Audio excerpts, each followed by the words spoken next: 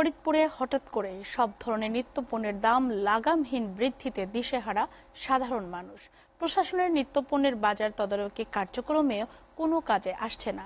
এরই মধ্যে গত দুদিন আগে শহরের নিত্যপণ্যের বাজার পরিদর্শন করেছেন জাতীয় ভোক্তা অধিকার সংরক্ষণ অধিদপ্তরের মহাপরিচালক AHM শফিকুজ্জামান। এ সময় তিনি হাজী শরীয়তুল্লাহ বাজারে বিভিন্ন পণ্যের দর নিয়ে কথা বলেন ব্যবসায়ীদের সঙ্গে। এরপর মহাপরিচালকের নেতৃত্বে বিশেষ বাজার তদারকি শুরু করেন তিনি। পরে বাজারের কয়েকটি দোকানে পণ্যের দর নিয়ে অসন্তুষ্টি প্রকাশ করে ব্যবস্থাপনা।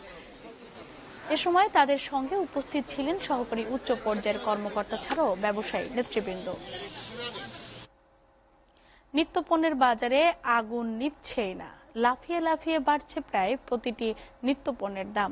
এ বিষয়ে ফরিদপুর থেকে সরাসরি যুক্ত হচ্ছেন সহকর্মী সুজাউজ্জামান জুয়েল।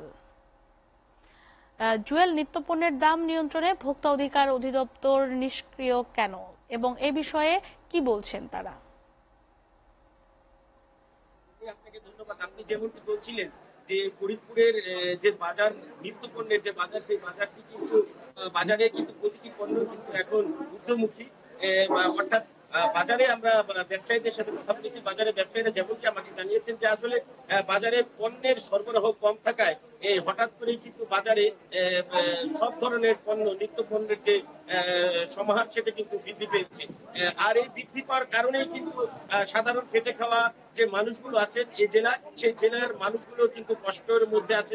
তারা জানাচ্ছেন যে আসলে আমাদের যে প্রতিদিনের যে আয়, সেই আয়ের সাথে ব্যয়ের যে মিটানোর যে সমর্থ সেটি কিন্তু দিন দিন কমে আসছে। এছাড়া আমি আপনাকে জানিয়ে রাখি, আপনার মাধ্যমে দেশের দর্শকদের জানিয়ে রাখি যে আসলে নিত্য পণ্যের বাজারের সাথে যে পণ্যগুলো আছে এর বাইরে কিন্তু মাছ, মাংস এবং ডিমের দাম কিন্তু আকাশচুম্বী। যেখানে কিন্তু এখন প্রতিটি যে মাছ কেজি, প্রতিটি কেজিতে আছে এবং ডিমের হালি এবং মাংসের যে কেজি সেটি কিন্তু 1 থেকে 150 টাকা বৃদ্ধি পেয়েছে। এভাবেই কিন্তু প্রতিটি পণ্যের দাম কিন্তু বাজারে বৃদ্ধি পেয়েছে। এছাড়া আমি আপনাকে জানিয়ে রাখি যে আসলে যে বাজার তদারকির যে দায়িত্বে ভোক্তাধিকারের যে মহাপরিচালক, তিনি কিন্তু আমাদের দুদিন আগে এই যেখানে আমি দাঁড়িয়ে আছি এই শরীয়তুল্লাহ বাজারে কিন্তু পরিদর্শন করেছেন এবং তিনি পরিদর্শনের সময় জানিয়েছেন যে আসলে বাজারের যে সরবরাহ সেটি একটু কমের কারণে কিন্তু হঠাৎ করে বাজারের দাম বৃদ্ধি পেয়েছে। তবে আমি ঢাকা যেয়ে এবং এই যে ডিমের যে ঊর্ধ্বমুখী, সেই ডিমের দামটি নিয়ে আমরা ব্যবসায়ীদের সাথে বসবো এবং আমরা আশা করছি যে অতি দ্রুতই এই ডিমের দাম মানুষের ক্রয় ক্ষমতার মধ্যে আসবে। এছাড়া অন্যান্য যে পণ্যের দামের ব্যাপারে সাংবাদিকদের প্রশ্নের উত্তরে তিনি জানিয়েছেন যে আসলে এই মুহূর্তে হঠাৎ করে ঈদের পরে কেন দামটি বাড়লো, এই বিষয়টা মধ্যস্বত্বে ভোগে বা অন্য কোনো বিষয় আছে কিনা তিনি সেটি তদারকি করবেন। এছাড়া আমরা কথা বলেছিলাম জেলার যে ভোক্তাধিকার উপপরিচালক তিনি সোহেল শেখ, তিনি আমাদেরকে জানিয়েছেন যে আসলে আমরা দ্রুতই এই বাজারের যে মনিটরিং এর ব্যবস্থা এটি জোরদার করব এবং সাধারণ মানুষের যাতে ক্রয় সীমার মধ্যে থাকতে পারে প্রতিটি পণ্য, সেই বিষয়টা আমরা লক্ষ্য করব। এছাড়া আমরা ব্যবসায়ীদের সাথে কথা বলেছি, তারা যেমনটি জানিয়েছেন যে আসলে সরবরাহ কমের কারণে কিন্তু হঠাৎ করে দাম বৃদ্ধি পেয়েছে।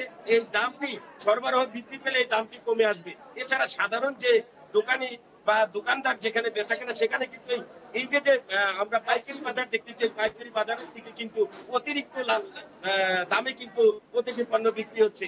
এই ছিল আমার কাছে ফরিদপুরের সবচেয়ে যে বড় বাজার, সেই বাজার থেকে সর্বশেষ খবর।